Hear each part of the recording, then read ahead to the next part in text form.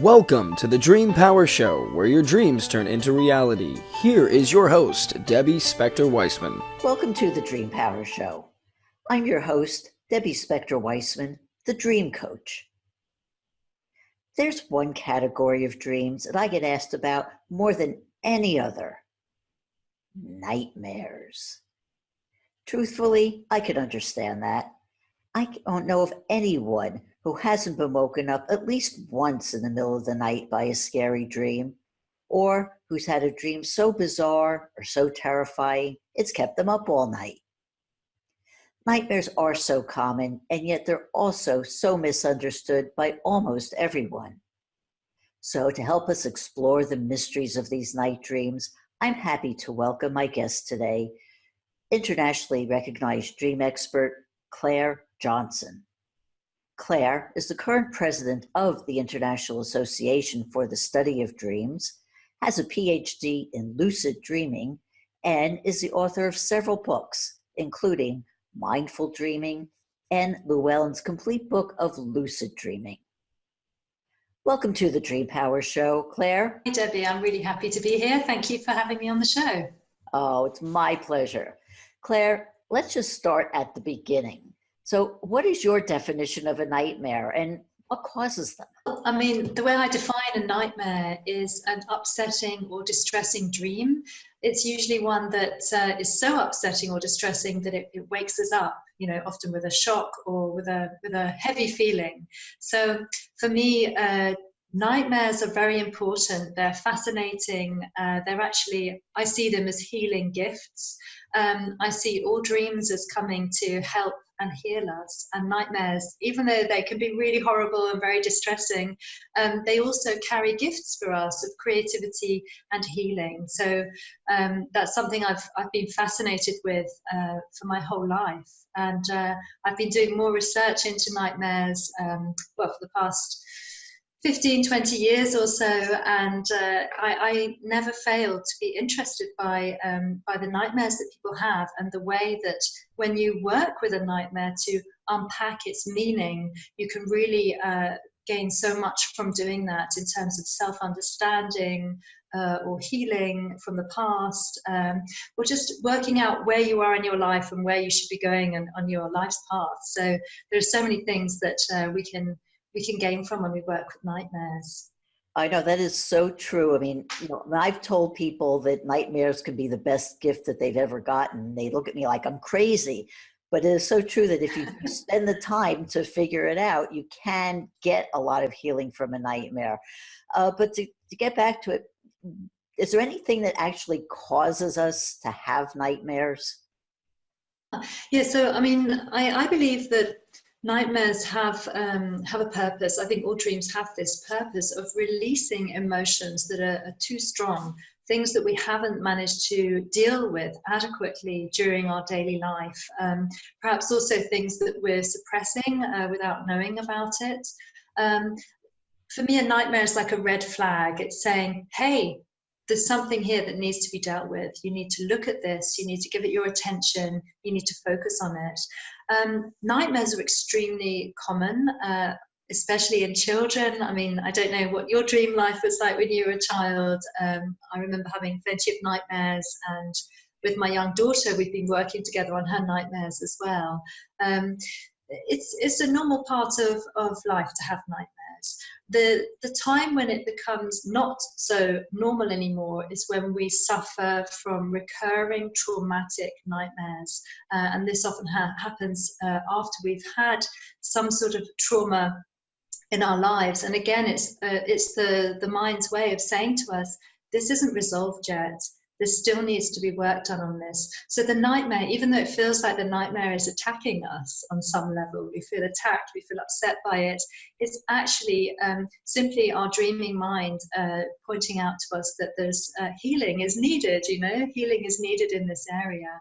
So I think nightmares have that very important purpose of releasing things, emotions that are too strong for us to handle, and also helping us to integrate difficult experiences into our life, and work with our own memories of life and try to understand why bad things happen to us. For example, we may have nightmares after someone we love dies, and that's all to do with the whole grief process of understanding that that person is really gone, and there can be nightmares involved in that. Grief is a very complex emotion, and a very long and often difficult process, and nightmares do sometimes have their part in that process. But again, I do believe that they will show us the path towards healing. What are there any other would you call common types of nightmares? I mean, for example, I'll tell you that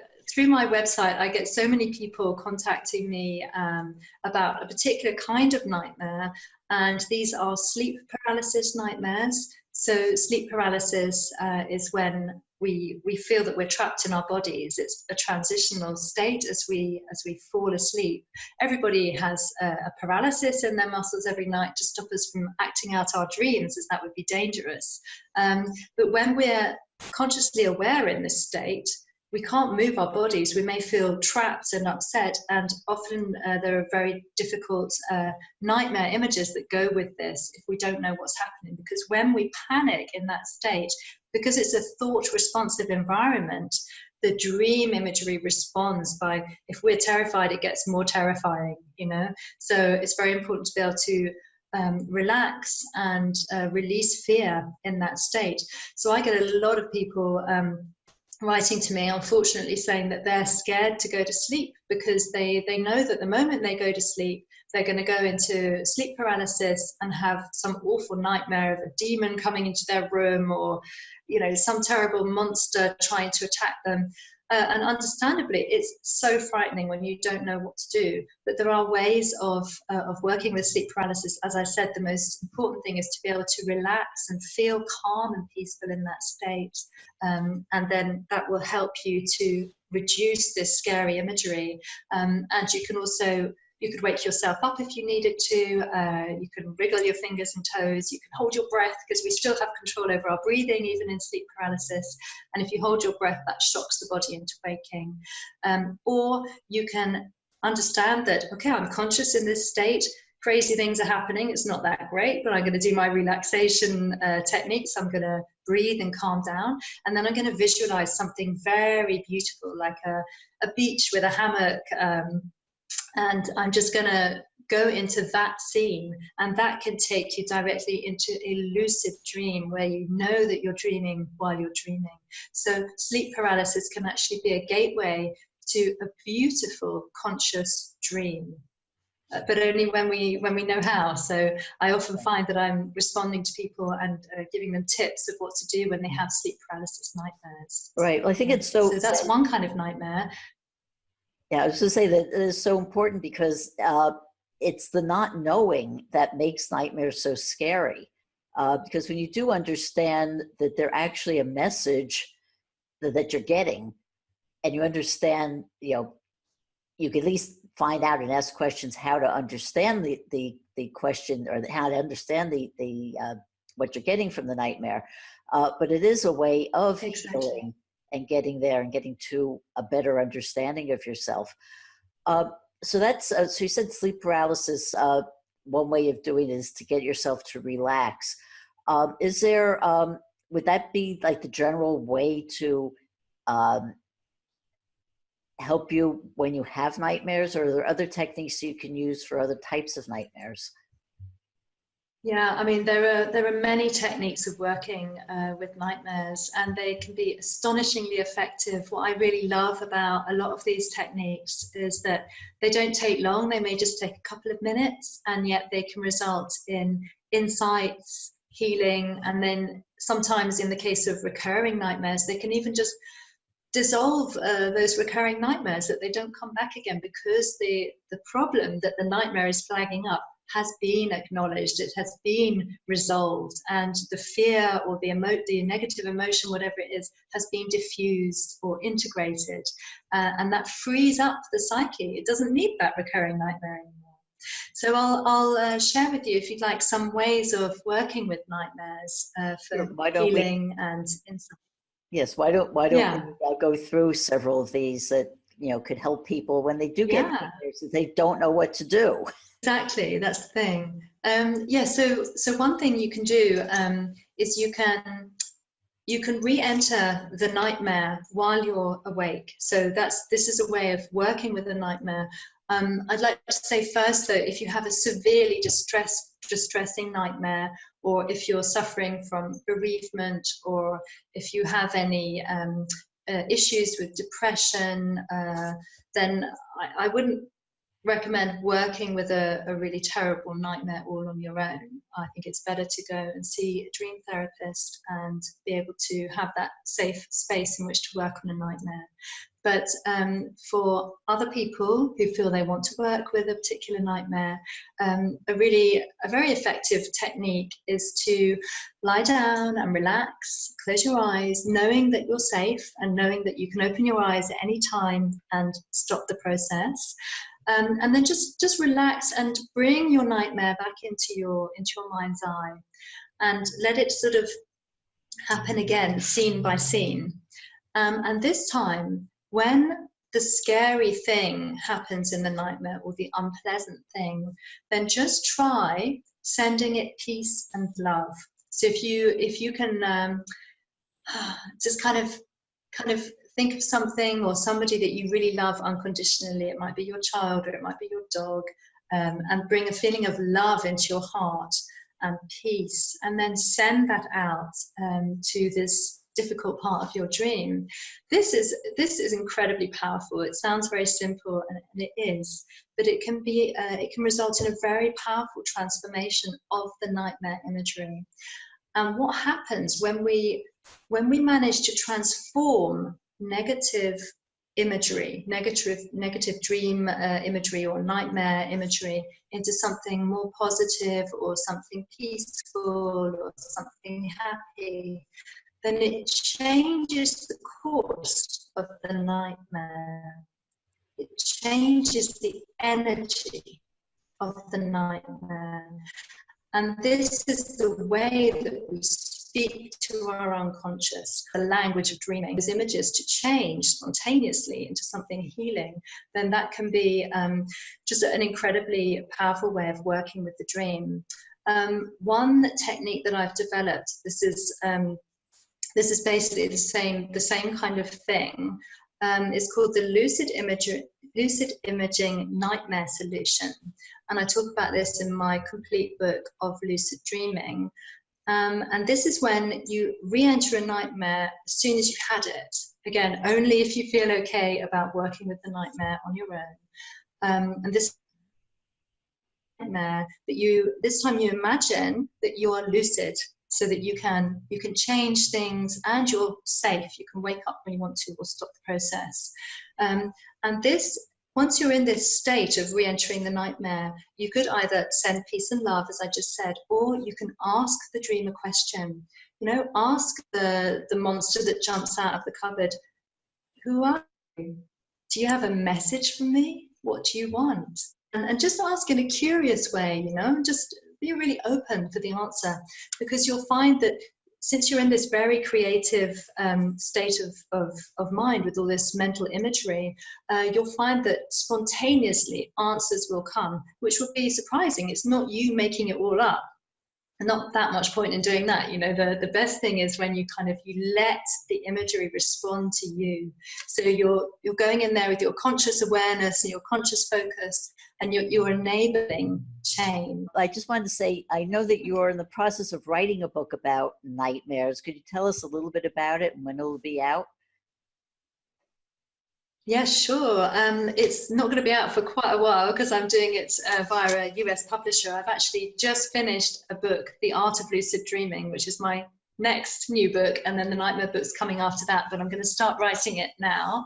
And that's going to have sleep paralysis nightmares. It's going to have narcoleptic nightmares. So narcolepsy is when you involuntarily fall asleep several times a day.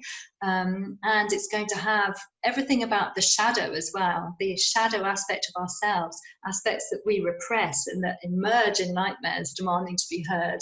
And it's going to have loads of practical techniques about how to work with all of these different sorts of nightmares. So, yeah. Wonderful. I'm looking forward to it. It's good. It's got Such amazing energy to work with nightmares. And yeah, We are talking great. dream expert Clare Johnson about nightmares on the Dream Power Show, and we'll be right back.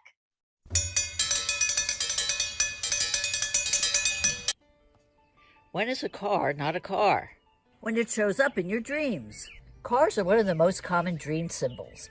If you don't know why you're dreaming about cars or any image, it can leave you confused or scared. But that dream could be a solution to a pressing problem, or an insight into a solution that's been bugging you for years. Go to my website and sign up for a complimentary discovery session, and I'll help you understand why a dream is a terrible thing to waste.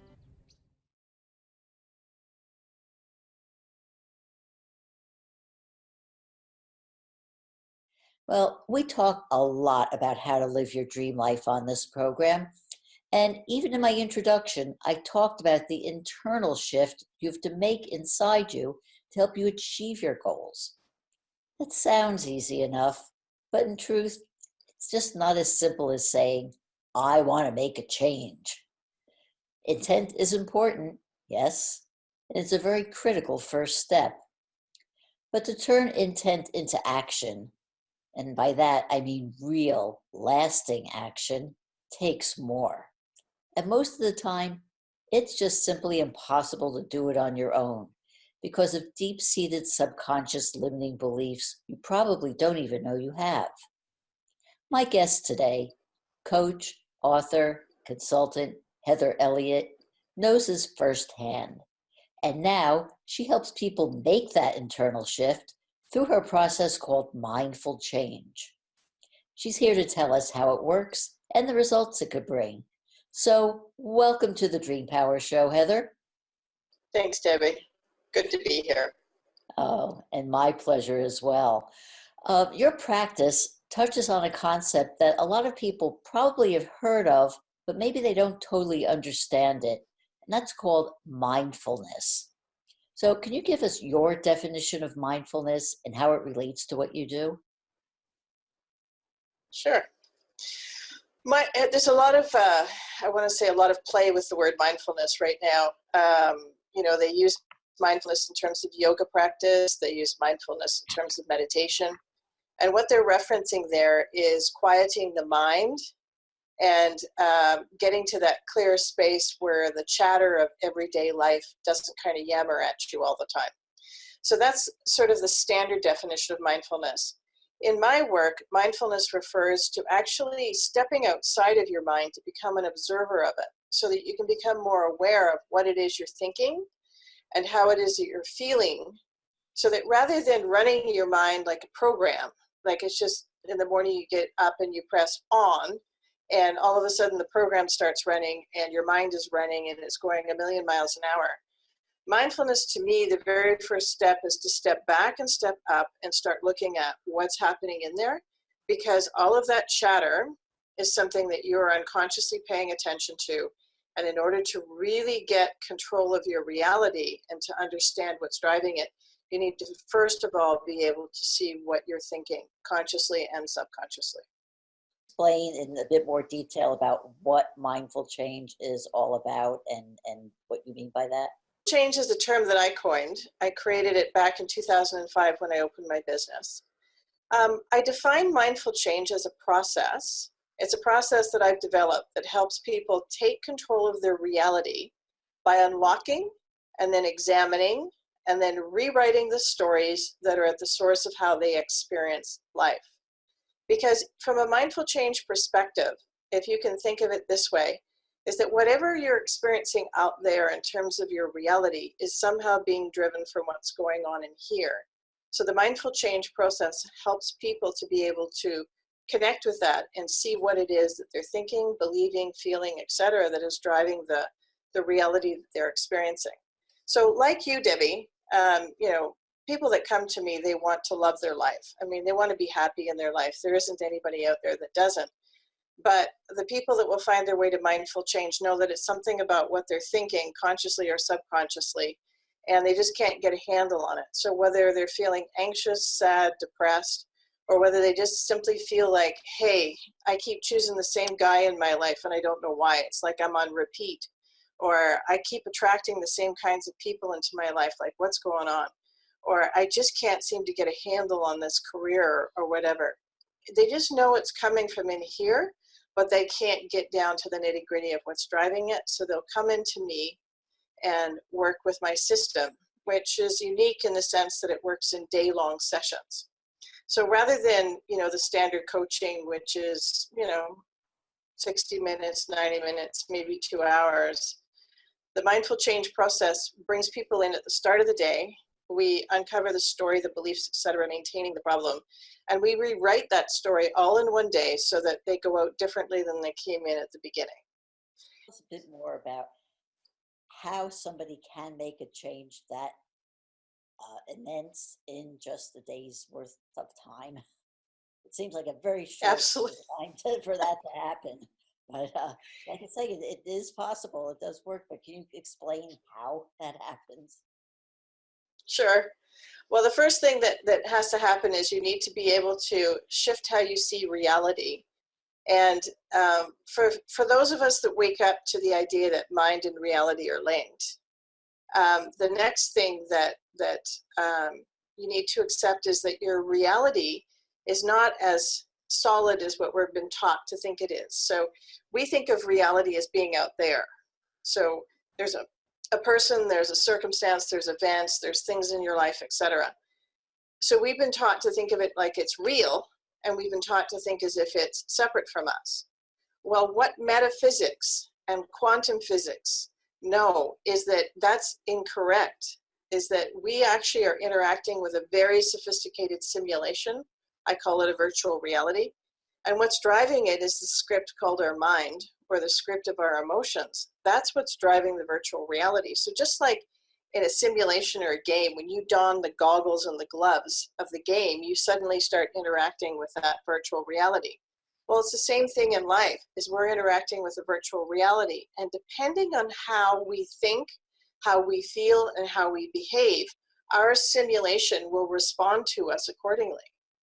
So that you maybe notice that when people are very fearful or anxious or upset, is that when they come into life that way, they'll usually have a super bad day.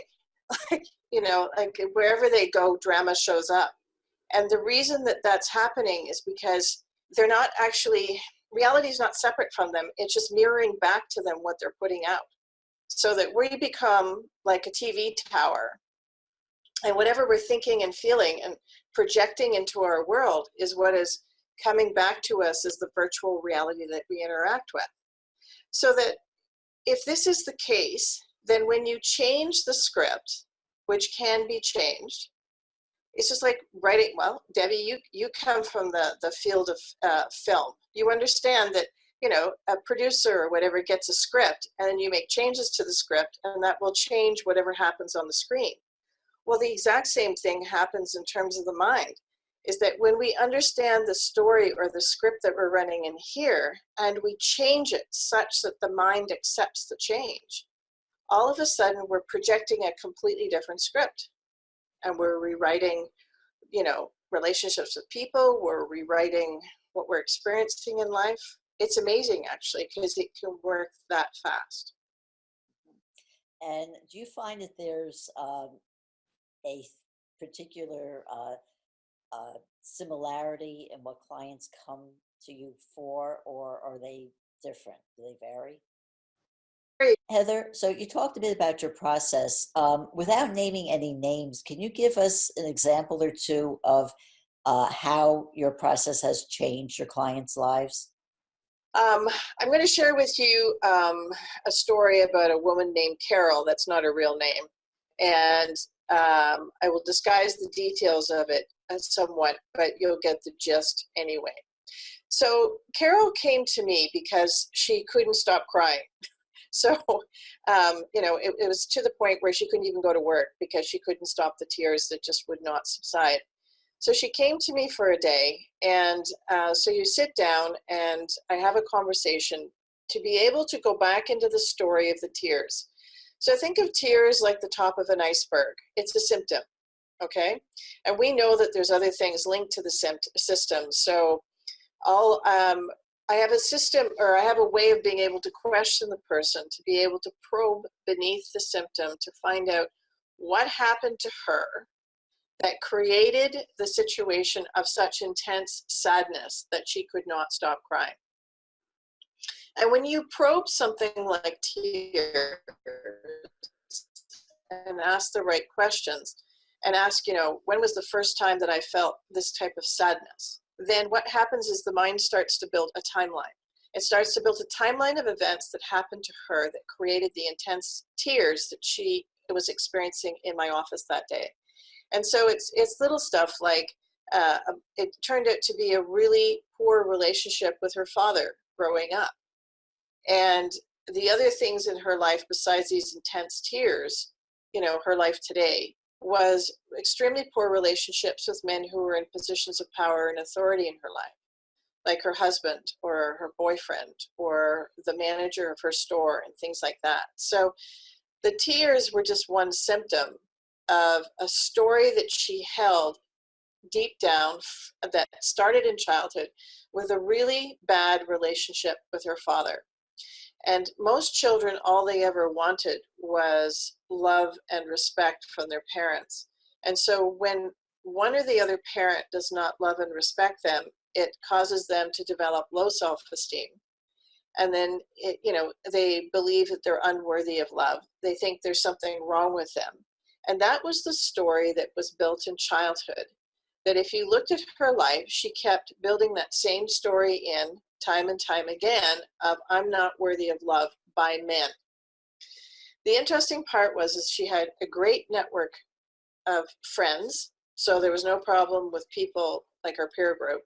She had a great relationship with her mother and stepfather, but with her husband, the boyfriend, with her the manager in her store, she could not develop healthy relationships with them. They were all built on the need for them to love her and their inability to do so. It's like she got trapped in the story of her childhood where her father didn't love and respect her, and then every significant male relationship after that mirrored the same problem over and over and over again. And you can see the timeline go right through her life. Does that make sense, Debbie? Oh, absolutely. And so through your process, Okay. he was able to stop that process going? Yes. Yes. She resolved it. So, and resolving it is about, if you can think of the core belief holding the story in place was, I'm not worthy. Like I've done something wrong. There's something wrong with me. And there was many complex things about her that she was, I want to say, disrespecting and disregarding. So putting that all back together, think of it like Humpty Dumpty has to come all back together because self-esteem has been cracked apart through repeated interaction with a father that has given her the message that she's wrong for being herself, that there's something wrong with her, that it's not lovable, she should be strong in other ways, and blah, blah, blah. So it's like Humpty Dumpty. She's all fractured in there. So the process is about putting those pieces back together in her adult brain so that at the end of the day, she's not some fractured child, but at the end of the day, her emotions are that of the adult woman that she is.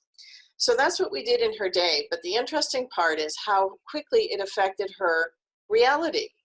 Because when I said to you that life is a virtual reality, that's the coolest part. Is sometimes there are spontaneous things that happen in a moment that change everything. So coming out of process, she was feeling much better. She went back into her job, and the first thing she did was have communication with her manager to say, you are never to speak to me that way again, because if you do, I'm out of here. Okay, that was number one. But the most cool thing is that within a week of her returning to work, the tears had stopped, she was fine.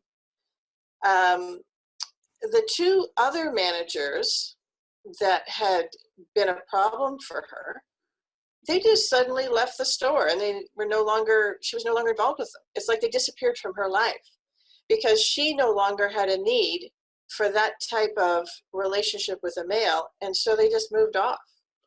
And that's not the first time that kind of thing happens, but it's the spontaneous shift in your reality that when you really heal, I call it, heal those fractured thoughts about yourself and bring them back into loving alignment with who you are, all of a sudden your world starts to show you different things, and in this case, her world showed her, the loving respect that she now had for herself, and her world instantly changed. We're talking about mindful change with my guest, Heather Elliott, on the Dream Power Show. We'll be right back. Hi, my name is Debbie Spector-Weissman, and I'm the host of the Dream Power Show. This is the show where we talk about dreams, both daytime and nighttime dreams, and how you can use them to create a life you love. Join us as we explore the world of dreams on the Dream Power Show.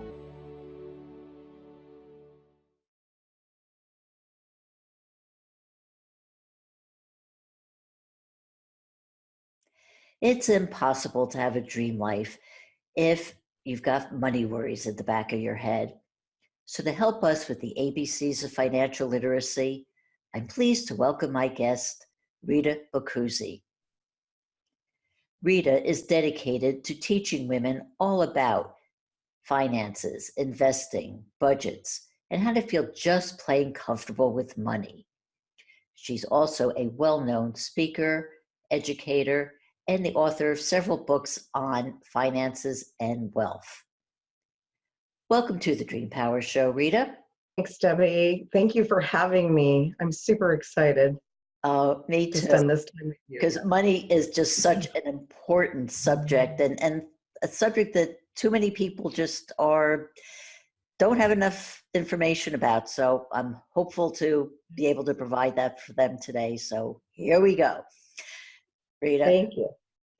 I firmly believe that no one can achieve their dream life if they don't feel comfortable and in control of their personal finances. And by no one, I mean specifically women. So where should we start when it comes to learning about money? That we need to start, just like you said, when you were talking about the money as love, love is part of a relationship. So definitely we need our mindset around it. And when we have those stories that we've created usually as children, that's one of the biggest things is, as young women, we needed to be proper. We didn't have certain discussions. And those, I'm going to say, are the stories of yesteryear. What we do know is that we need to strengthen that relationship with money. So how do we do that? Well, in any relationship, we need to learn, right, how to deal with money or to deal with a person in relationship. So when you think about it like that, each of us comes, like I said, from a background of different stories. Now, is that story that we grew up and we heard our parents talking about money in a negative state? You can't afford it. It doesn't grow on trees. Rich people are greedy. Or was it, you know what? We can afford that. This is the right time to buy this. This is maybe a different time, might be a right time to buy something, so that we don't set ourselves in a victimization. But always exploring, always being curious. I think that we start with curiosity. In our nation right now, there's not a lack of money. There's an abundance of money, right? So where do we tap into that abundance? Well, just like anything else, you're curious, you learn about it, you find out what your options are, and then you proceed. So I've created communities in our local area where, and I say there are several women like myself that we started branching out because women do something great. They build great relationships and they work in collaboration together. And so we need to get educated around money, because it's not a lack of money problem, it's that lack of money education problem. So where do we go, right? So what is the first thing you say? You have a woman come to you and she wants to learn about how to handle her finances. So what is the first thing that you talk about? Well, the first thing that we talk about is I like to know a little bit about their background and where they're coming from. When they talk about their money, what's the purpose around their money? And this is a question that tends to create almost a deer in the headlight look, because how many of us have been asked, what's the purpose of our money? So we start right there. You look at the purpose. What's that end goal that you want that money to serve you for? What's that purpose? Is the purpose for a trip next year? Is the purpose for long-term passive income paying you year after year so you never have to outlive it? So what is that purpose? And that's where we start. We start with the purpose of money. Okay. One of the things I think about for a long, long, long time when I thought about money, it also always came with the emotion of fear. Because Yeah. you talk about stories. I had stories, the stories that were taught to me growing up was that money was scarce and that it was hard to come by. And so I had to spend a lifetime overcoming that. So how do you deal with people's fears about money? Anything else, it's about talking about them. So that I talk about fear is facing everything and rising versus false evidence appearing real. If it isn't real, it's still real to you. So what we need to do is face it and then rise above it. So how do we do that? So I have an acronym that I use is raining down goodness, right? So that we can see these beautiful rainbows in our lives. Rain is where you recognize what's going on. When you recognize that you have that fear, well, then let's acknowledge it. Where did it come from? Was it mom? Was it dad? Is it society? Is it us? Are we telling ourselves we should have done this and we should have done that and we're shitting all over ourselves? What's that dynamic? Once we understand that, then we can learn about options and steps that we can implement right now. And that's where the end comes in, is the now. We got to take action. Whatever the step is, the baby step, sometimes it's just the conversation that's not comfortable. I always tell people, if each one of us didn't go to, when we went to school, we never learned about math from K through 11, but yet in 12th grade, we had to take a series of math tests and see if we knew algebra or calculus or geometry, we wouldn't fare very well, would we? So why are we putting so much pressure on ourselves right now? So we need to learn to let go of that pressure, be open, and just take in what you can learn right now. And do some reading, go to events, surround yourself with the people that you want to be like financially, so that you can learn and ask questions and be a little more curious to take that next step. Do you find that you get resistance from people when you start to talk about money, where they are afraid to talk about it, or they don't want to, or they're unwilling to reveal their intimate ideas about it? There's a little bit of that. I do find that women tend, especially women, tend to open up to me, because I always tell people, you know what, in order to learn around money, I became the question queen. So I asked whatever question came into my head, because there are no dumb questions. And when I meet with people, I say, you know, the most important questions in the conversation that we're having are the ones that you're too scared to, the ones you think are going to make you look dumb, or you feel angst around. Those are the ones to get out of the way first. And if you're not comfortable, then we can just start to talk in a general term around them. And that usually helps people open up, because nobody wants to reveal that they've been in a negative spot. But there are ups and downs in life for everybody, including myself. And the only way to go up is to have that conversation, so that this way an opportunity can come into our knowledge base to then move forward. Because I myself have been through health situations that have wiped me out, stock market situations that have wiped me out, real estate situations that have wiped me out. And the one thing that you learn is all you can do is fall forward. Whatever you can do to learn the lesson from that will elevate you to the next game. Rita, I'm at the age where I have a lot of friends and associates who are approaching retirement, and not all of them have a nice little nest egg that they could bank on as they get older. What would you say to someone of this age who just may not have enough and sees themselves as maybe having to work forever and ever? And I do get a lot of that. I mean, we go to school, we get educated, we build our careers, we build our families, we build our businesses, and all of a sudden we wake up and it's like, oh my gosh, we're here, we're 10 years away, or we're right on the cusp of retiring. Well, one of the things that I tell people is it's never too late to start. I have seen people become millionaires and multimillionaires at the ages of 60, 65, 70.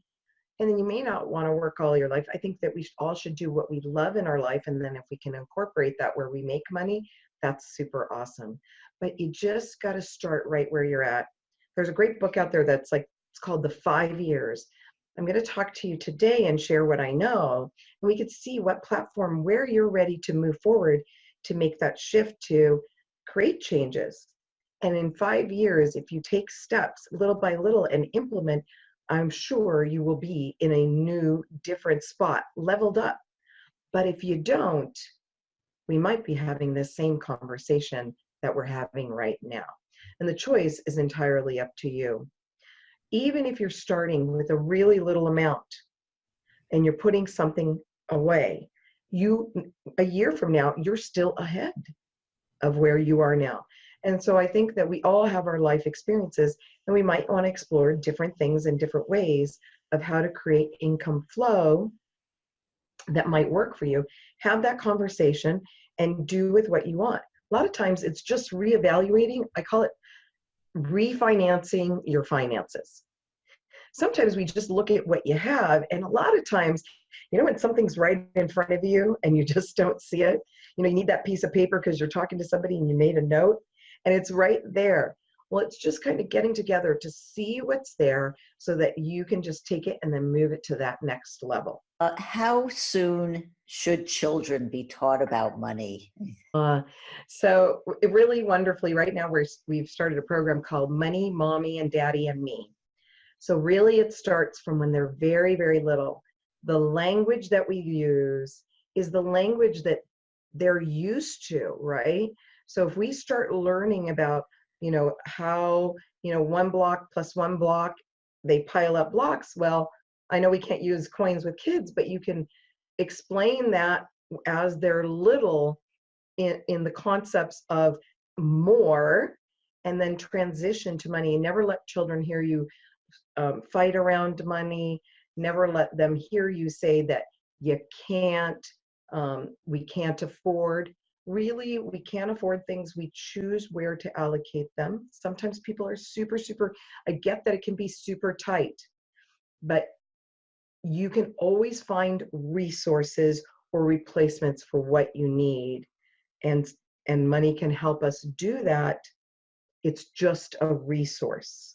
So how do we resource money? I mean, it's like kids doing lemonade stands. That's teaching them about money. And I see 5 and 6-year-olds doing that. So we can start very, very young, and it should be throughout their life. How can people find out more about you and your services?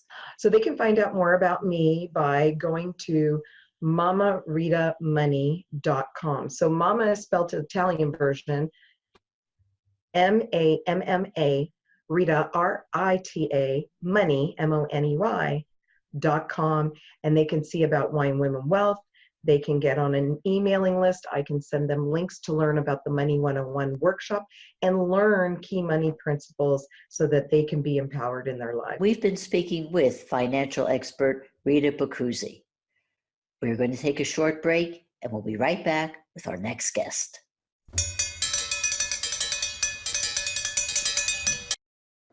Join me next time as I speak to these empowering thought leaders. Legendary lifestyle coach Chad Cooper, changeability expert Sharon Weil, dream worker Linda Schiller, and inspirational author Kate Montana. Here are two words that you probably have never put in the same sentence: money and love. But as my guest today, Barbara Wilder, will explain, perhaps we should start to think of money as love. Sounds strange, doesn't it? I mean, can we really start to see money, which for me often represents stress or worry, as something that could actually connect us to our soul? Barbara says yes. But before I introduce her, let me tell you a little bit about Barbara. Barbara Wilder is an internationally acclaimed author, speaker, teacher, and healer. She's the founder and director of the Transformational Light Center and the author of the book, Money is Love. Welcome to the Dream Power Show, Barbara. It's wonderful to be here, Debbie. Okay. Thank you for having me. Okay, you've got to explain why you say money is love. What does money is love mean? It's not that money is yet love. It is, money is love is like a mantra or a prayer to help us transform the energy around money from fear and worry and anxiety to love and the ability to relax in our lives in this new vibration of money is love. And so by beginning to think about it like that, to begin to just say it as a mantra or a prayer, we have the power to begin to change our conception, our belief systems, and the old patterns around the idea that money is scarce and there's not enough and that we will never have enough. So it's an ongoing process that I invite everyone to join me in, because the more people that think, just even for a few moments a day, that money is love as opposed to money is scary, that the more it's a ripple effect, and the more it will move out into the greater consciousness of the world. In civilization, probably a long time ago, where we didn't have this connection with money as being something that's scarce or something to be feared or something that we have fear about because it is so scarce. So what happened to us as people? Well, thanks, such a good question. And that's what I took a long time delving into when I first was introduced to this concept that money is love. And I went, where is that truth? Where does it exist? Because I know it's true. I can feel it's true in my heart. So where did it come from? And so I began researching money. I researched money for a whole year, in every way possible, including in my dream state and in my meditative state. And also I realized that I had to go back before written history into prehistory to really get an understanding of how we used to be connected. We were originally, when we well, just going back just a little past 5,000 years ago, and everything before that, we were connected to the divine Mother Earth. Earth was our God. It was the feminine understanding of God, that the earth herself was our God, and we were connected directly to her through everything. And so, and she supported us in everything. Truly, she gave us our water, our food, our warmth, our everything we needed to make clothes, to make pottery, to live and exist. And even up through the late Neolithic and up into early civilizations, we were completely taken care of by everything on the earth. And so when we would exchange things, when we would meet another tribe, and we would say, here, we've just killed a woolly mammoth. Here's some woolly mammoth meat. And they said, oh, great. And we'll give you some of these berries we've been collecting along the route. And that was the original exchange. And that was how money began. And because everything was connected directly to the Mother Earth as holy or sacred, the exchange was sacred. And money, therefore, as it evolved and became coins and made out of silver and gold, it carried still that sacredness, and we knew that there was always abundance. We knew that there was enough for everybody, because when you're on this great big earth and you're living from the earth, you know that. You have to know that, or you can't survive.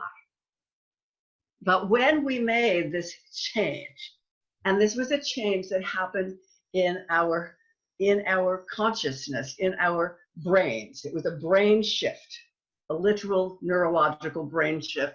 We moved into abstract thought. And we moved from just being part of the literal world into a world where we could see differentiation, and we began to individuate, and that was really exciting in the beginning. In the beginning, that was very exciting, and both the masculine and feminine men and women, there were masculine gods and feminine gods, and there was this beautiful coming together and an understanding, and there was so much abundance. There was so much new thought, and then it got skewed. There was a moment in time when this individuation got moved out of the sacred, and we began to stand up or not all of us, just some of us stood up in front of the tribe and said, or in front of the city state and said, we're better than the rest of you, and we're going to take your stuff. And we started to have war, and we started to try to make ourselves better by having more stuff, more money. And that's where it became, we changed this idea in our brains from understanding that there was enough for all of us to there's only enough for some of us, so that there could be power over others. And that's where we've been stuck for about 5,000 years. Talking about money itself, and that, the symbols we use for money, whether it's paper money or checks or credit cards or, virtual money, whatever we have today. So here I have a dollar bill, American dollar bill in my hand. And, here on the front, we've got, good old George Washington. And on the back, we've got, symbol of the, American eagle. And then we have the symbol of an eye over a pyramid. Why do you think the people who came up with this money put this on our money? That's just a wonderful question. First of all, during this changeover from money being barter to money being coins, and to keep us connected back in this history again, one side of the coin would be impressed with a picture of like the chief or the king, and the other side would be impressed with a god or a goddess. And money was like the connection between the spiritual and the here now world. And so when the dollar bill changed to having these images on the back, happened during the Depression, the Great Depression in the United States in the 30s. And Franklin Delano Roosevelt, knew about this old ancient way of money being connected to the sacred, and he came up with this idea. And he put, so that if you actually fold the bill in half, you will see that on one side you'll see the eagle, and on the other side you see the pyramid with the eye above it, which is the eye of Horus, which is the all-seeing eye of God. And it was so that it actually is still, as we in just in our money. This doesn't exist in any of the other in the euro or in most of the other monies that I've looked at. How do we shift ourselves away from what I think I would say most people have, the self-limiting beliefs about money, that it's scarce, that it's something to worry about, that we have to, wonder, is this going to be my last paycheck, or is this going to be, the only place I can get money? If I buy something, is that going to diminish my money, and am I going to get something to replenish it? How do we get away from those mindsets? The basis for everything, for this shift for humanity, is finding the love and trust within ourselves. We hear a lot in the spiritual community about self-love and everybody kind of thinks that's a brand new idea. I've noticed, but in truth, that's another one of those ancient things. As we first individuated and changed, got that abstract thinking, all the great philosophers believed that loving the self was the highest place that you could be, because that was connecting you directly to God, because the self is God. That goes back to Socrates, Aristotle, and before into the ancient Egyptians and Hermes Trismegistus and the Hermetic principles. It's that basic in our DNA.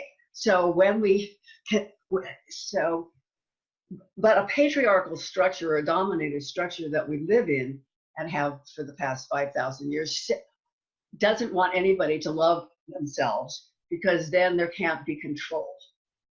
When a person that truly loves themselves cannot be controlled by anyone. And we live in an era when we're all supposed to be controlled. And that's why we live in fear that there's not enough, because that's part of the control. So it has to start within us.